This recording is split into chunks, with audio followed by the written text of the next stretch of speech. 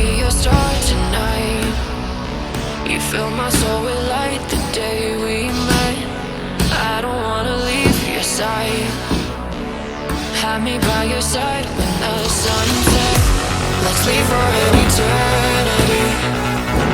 We'll sail across the lights beyond the sky.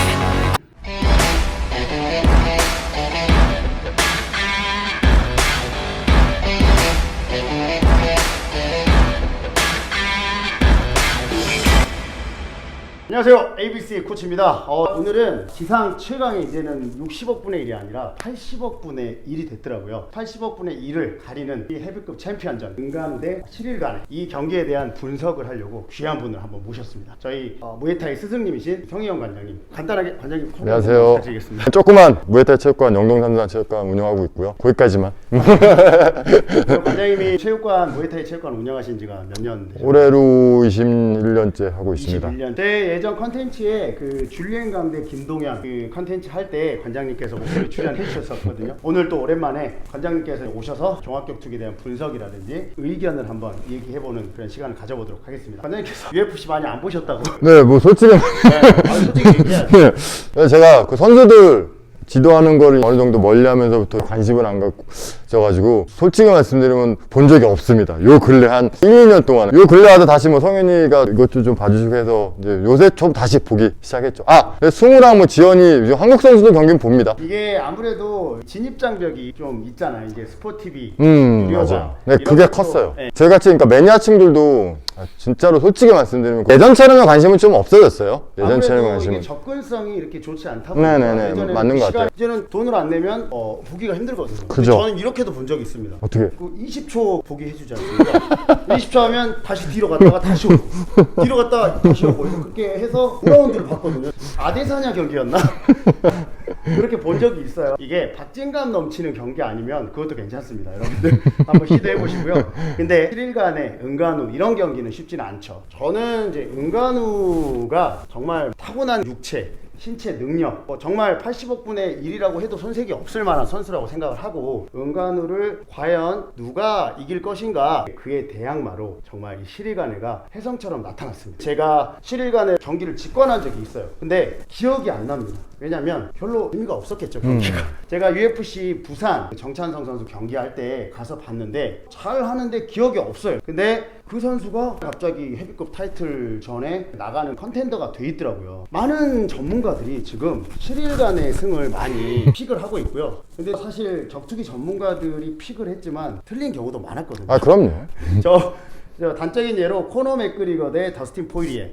저는 포이리에를 찍었어요. 왜냐면 포이리에 경기 감각, 그 다음에 코너 맥그리거가 복싱으로 외도하면서 훈련이 좀 뒤죽박죽 되면서 기량이 잘 안 나올 것이다 뭐 그런 얘기를 하면서 저는 포이리의 승을 점쳤고, 많은 격투기 전문 유튜버분들이 맥그리거가 그래도 이긴다라고 했는데 이게 와장창 그 기대가 무너졌거든요. 관장님은 누구를 하시나요? 저는 모든 다른 전문가들이 다 픽했던 7일간에 100대 0을 주고 싶은데 헤비급은 특히 교통사고가 비일비재하게 많이 일어나서 9대 1 정도. 근데 솔직히 말씀드리면 저는 그냥 100대 0입니다. 근데 그 성현이가 말한 것처럼 은간우한테는 남들이 가지지 못한 어마어마한 신체 스펙 그리고 2개의 핵탄두 이게 언제 터질지 모르니까 그거를 이제 일로 잡는데 그거마저도 아마 7일한테는 통하지 않을 거라고 저는 생각을 해요. 분명히 분석을 다 하고 나올 거기 때문에 원래 시합이라는 게 당연히 다 분석하고 나오고 계획하고 나오지만 그 계획대로 이루어지는 경기가 솔직히 시합을 당연히 뛰어봐서 더 잘 알겠지만 이루어지면 이기는 거고 안 이루어지면 지는 건데 안 이루어지는 게 더 많죠. 그래도 저는 7일에 한 표를 던지겠습니다. 관장님께서 7일간의 경기들을 보고 느꼈던 부분을 한번. 제가 성현이 한번 좀 봐달라 그래서 처음부터 끝까지 쫙 봐봤는데 우선 장점을 말하자면 은간우 못지않게 신체적 조건이 워낙 좋고 그리고 그 친구가 무에타이 베이스 그러니까 타격적 입식 쪽에서 워낙 날렸더라고요. 뭐 챔피언도 했었고 타격적이면 거의 퍼펙트에 가깝고 그리고 본인이 연습해왔던 걸 시합 때 굉장히 잘 활용을 하더라고요. 그러니까 아까 말했던 것처럼 시합에 100% 활용을 하면 이기는데 그 친구는 100% 활용을 하더라고요. 그리고 스탠스를 자유자재로 쓸 수 있는 거. 그게 가장 크죠. 그건 뭐 최고죠. 장점 우선 여기까지 하고 단점으로 딱 가면 우선 검증되지 않은 맷집. 그 친구가 워낙 안전성 있는 경기를 하다 보니까 그러니까 자기는 안 맞고 나는 때리고 좀 얍삽하죠. 근데 그런 경기를 하다 보니까 우선 크게 맞아본 적이 없어서 그 맷집. 두 번째가 저는 이제 우선 타격적인 면만 보니까 아무래도 타격에 대해서 그라운드가 약하다는 분들이 좀 많더라고요. 그 다음에 세 번째가 단점이라고 하긴 뭐한데 재미가 없어요 경기가.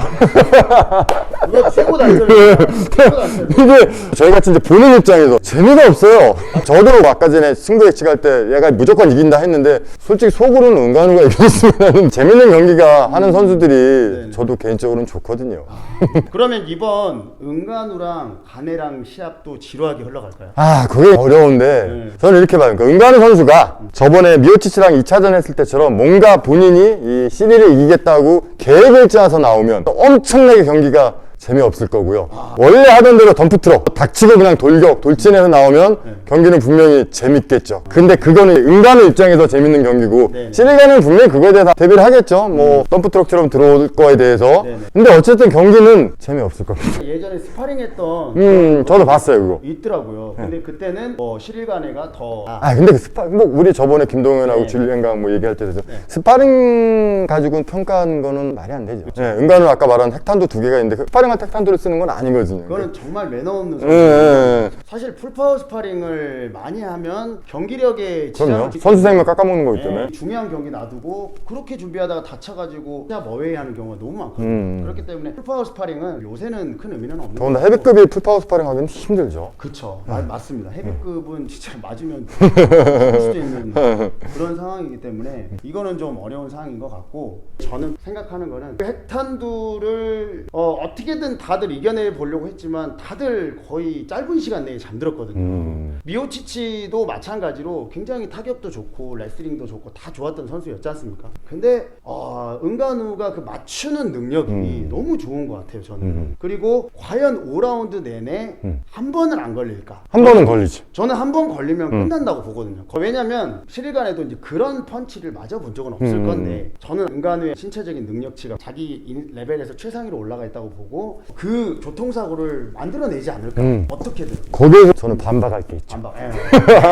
은간우를 응원하는 이제 모든 분들이 얘기하는 이 교통사고 분명히 지금 우리 다 알고 있어요. 요 핵탄두 2개를 한 대는 분명히 뭐 5분 5라운드 중에 한두 번 안 맞을 당연히 맞을 수 있죠. 맞을 수 있는데 이 지금까지 했던 선수들처럼 시릴이 제대로 정확하게 맞지 않을 거다고 저는 봐요. 무게중심을 뒤로 빼고 하기 때문에 그런 게 들어와도 분명히 다 정타를 맞을 확률은 굉장히 적다. 그리고 만약에 맞더라도 그 다음 대처 능력이 굉장히 좋아요. 그래서 저는 절대로 시릴이 무모하게 맞을 거리 내에서 움직이지 않을 거고 교통사고를 당하더라도 100% 정타로 교통사고를 당할 확률은 굉장히 낮다고 보죠. 한 가지 또 미오치치랑 맨 마지막에 경기할 때가 이 UFC 에이펙스라고 소규모 이 관중이 없이 하는 경기장이거든요. 근데 이번에는 정식 옥타곤 규격에 맞춰서 시합을 해요. 더 넓은 곳에서 하는 거예요. 그건 내가 몰랐네. 그러면 넓은 곳에 하면 더 확률이 올라가는 거예요. 그러면 시릴이 더 유리한 거지. 도망갈 때가 더 많으니까. 그럼 저는 100대 0으로 할게요. 기술적인 영역도 되게 중요한데 저는 기세라든지 그 사람의 가능성들을 좀 많이 보거든요. 저는 은간우가 지금 경기를 꽤 안 가졌잖아요. 안 가진 그 시점에 과연 놀고 있었어요. 분명히 그 마지막에 그 미오치치랑 경기했을 때보다 업그레이드가 분명히 됐을 거라고 생각을 해요. 시릴간에도 계속 경기를 더 해오긴 했지만 은간우는 데릭 루이스랑 할 때 이제 쫄간우 모드 미오치치한테 한번 된통 당하고 나서 각성을 하고 나왔고 그리고 나서는 진짜 다 때려잡고 있거든요. 오브레임 같은 타격 귀신도 그냥 날아갔어요. 그냥 뭐 진짜로 이건 나 오브레임 죽는 줄 알았습니다. 펀치 엎어 맞고. 근데 약을 많이 안 빨고 나왔잖아요. 오브레임 그쵸. 근데 오브레임이 그 당시에 또 전략적으로 바뀌어가지고 예전에 엄청난 화력 게임이 아니라 다양한 스탠스 기술적인 부분을 구사하면서 나름대로 올라가고 있던 시기였거든요. 근데 약을 많이 안 빨았죠. 그렇죠. 약을 못 빠니까 파워를 기반으로 블록 레슨을 이길 때처럼 막 뭐 미들킥 한 방 때려버리니까 블록 레슨을 날아가고 이런 거는 전혀 안 나왔죠. 맨 마지막에 그 로젠 스트로윅인가 걔도 뭐 완전히 그냥 고릴라가 휘두르는 펀치에 그냥 맞고 날아가더라고요. 그래서 저는 여러 가지로 좀 생각을 해봤지만 은간우의 다양한 전략들도 좀 이번에 볼 수 있을 것 같다. 왜냐면 시릴간해가 타격 귀신이라는 거를 분명히 알고 나올 것이고 그리고 그거에 대한 대처를 타격전만으로 할 것인가. 은간우가 검증되지 않는 여러 가지 실력적인 부분의 상승으로 인해서 선택을 하라고 하면 저는 은간우를 할 겁니다. 어떻게 전 재산을 거나요? 뭐라 걸어야 될 텐데 그럼 이거는 좀 큰일 날 신믹서에 있지 않을까요? 아니, 이거 베팅하는 게 아니고 전재산은 좀 이제 제가 네. 조율을 안 저도 전재산은 안 겁니다. 아무튼 이게 제 바람인 것 같아요. 그냥 은간우라고 하는 챔피언이 더 매력적이기도 하고 UFC라고 하는 이 스포츠가 흥행을 하려면 그런 사람이 나와야 되거든 사실은. 물론 기술적인 챔피언, 완성형 챔피언 이런 챔피언도 되게 좋은데 이 격투기 특히 헤비급에서는 사실 사람들이 뭐 원하는 건 그거거든요. 팬들의 바람이 네. 저도 아까 말씀드린 대로 제 개인적인 발언은 저도 은간우가 이겼으면 좋겠어요. 네. 우선 뭐 재밌는 경기 그리고 맞습니다. 팬들이 원하는 경기를 하는 스타일에 그거는 제 개인적인 그냥 팬으로서의 바람이고 이건 어쨌든 분석을 하는 거니까 이제 성현이가 지금 말한 케이트공이 말한 거에 대해서 이제 반박을 하자면 은간우가 가장 지금 좀 애매한 게 시합을 뛴 게 텀이 굉장히 길다는 거. 그게 굉장히 큰 약점이거든요. 시릴 같은 경우는 은간우가 쉬는 동안에 굉장히 많은 시합을 뛰었고 은간우는 텀이 길고 근데 그 기간에 분명히 여러 가지 다른 걸 준비했을 거다라고 생각하는데 다른 걸 준비하는 것보다 시합을 한 번 더 뛰는 게 선수 입장에서는 그 케이지의 감각이라든가 그런 게 굉장히 중요하기 때문에 밖에서 연습하는 것보다 시합을 한 번 더 뛰는 게 낫거든요. 그래서 그 부분이 굉장히 마음에 걸려요. 시합을 굉장히 오랫동안 안 뛰었다는 거. 근데 그거 더구나 첫 상대가 굉장히 타격 스페셜리스트라는 거. 왜? 또 체력이 빠지지도 않고 타격도 잘해 그라운드도 어느 정도 한다고 그래 작전도 굉장히 잘 수행해 근데 하나 약간 물주먹인 거하고 맞았을 때 그 내구력 그건데 그거는 분명히 시릴도 굉장히 많이 준비를 해서 그거에 대해서는 이제 대처를 할 거고 은간우가 할 게 없다 교통사고 이후에는 할 게 없다 더군다나 지금 아까 이제 말한 대로 뭔가 계획을 짜서 나오면 더 할 게 없을 거예요. 그러면 은간우는 그냥 원래 하던 대로 날건 모드로 신체적 스펙 가지고 막무가내 들어가서 그런 식으로 하면 조금 뭔가 가능성이 있는데 시릴처럼 뭔가 계획을 짜서 그 플레인에 맞춰서 경기를 하면 답은 없을 것 같아요. 제 생각. 일단은 관장님께서는 100대 빵. 100대 빵으로 원래 9대 1이었는데. 네, 예측을 하셨고요. 넌 100대 빵 했으니까 몇 대 몇. 자. 6대 4로 소리. 와, 에이. 6대 4 말고 정확하게. 그러니까 누군가 한 명을 뽑으라면 저는 은간우를 뽑는데 완벽한 확신은 아닙니다. 아이, 완벽한 확신을 줘야죠. 이걸 보시는 분들 입장에서는 그러니까 어정쩡하게 얘기하면은 정말은 나도 하겠네. 뭐. 저는 은간우가 KO 시킨다로 하겠습니다. 저는 지금 전문가가 아니고 뭐 예전에 시합을 뛰었지만 UFC를 에이, 전문가죠. 봐왔던 그 경험에 의해서 은간우의 야수성과 축복된 유전자의 가능성을 저는 믿고 거기에 한번 걸어보겠습니다. 저는 은간우의 KO승. 판정으로 가면 절대 이길 수가 없고요.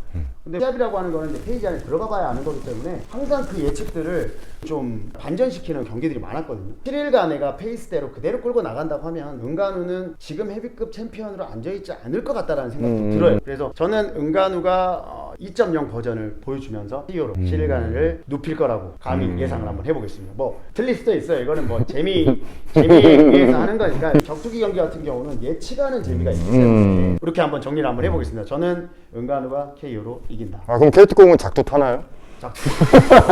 이거 이기면 제가 자꾸 타야 되잖아요. 아무튼 오늘 관장님께서 오셔가지고 좋은 얘기 많이 해주셨는데 다음번에 빅매치가 열립니다. 관장님. 저도 알고 있습니다. 바로 추후에 정찬성 선수 대 볼카nov스키 경기에 대한 승자 예측도 해보도록 하겠습니다. 이 경기가 우리나라 종합격투기 팬들이 가장 기다리는 그죠? 것인 것 같아요. 정찬성 선수는 제가 볼 때는 천운을 타고 났어요. UFC 타이틀전을 2번이나 하게 됐고 그럼요. 하늘이 도와야죠. 이 사람이 격투기에 대한 열정과 애정이 있기 때문에 그럼요. 여기까지 존경하죠. 네, 왜냐면 그게 없었으면 진작 포기했을 거예요. 그럼요. 네, 그에 대한 승자 예측도 관장님과 한번 진행해 보도록 하겠습니다. 오늘 컨텐츠는 여기까지 하고요. 여기서 마쳐보도록 하겠습니다. 들어가겠습니다. 감사합니다. 관장님 수고하셨습니다. 수고하셨습니다. 네. 구독과 좋아요.